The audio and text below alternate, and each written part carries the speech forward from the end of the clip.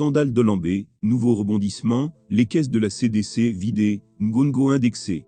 C'est un nouveau rebondissement dans le scandale lié à la construction du complexe sportif de Lambé. Le lanceur d'alerte Boris Berthold indique ce matin qu'après la caisse autonome d'amortissement, la caisse de dépôt et consignation pour achever le chantier du complexe sportif de Lambé. L'information fait rage dans les milieux de la capitale. Les caisses sont vides à la caisse autonome d'amortissement car.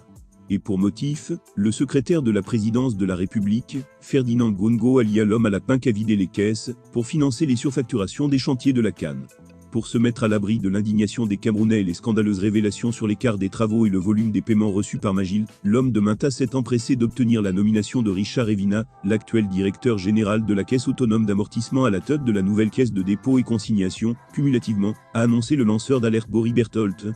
Le secrétaire général de la présidence de la République avait déjà contourné le ministre des Finances, Louis-Paul Mottal, qui ne souhaite plus dépenser l'argent de l'État dans ses projets foireux, pour faire payer les marchés par Richard Evina Obam, alors même que le ministre des Sports, Narcisse Combimol, refusait que Magil soit payé.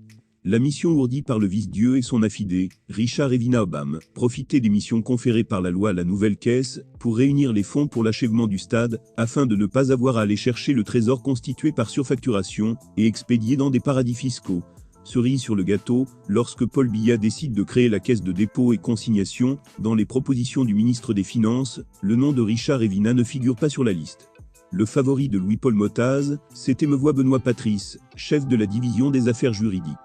Mais l'homme à la pinque l'a doublé pour placer son protégé. Alors que Evina Obam avait déjà un poste.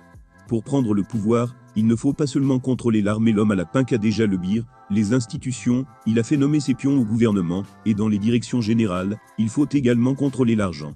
C'est à cela que servira également Richard Evina Obam, accuse Boris Berthold.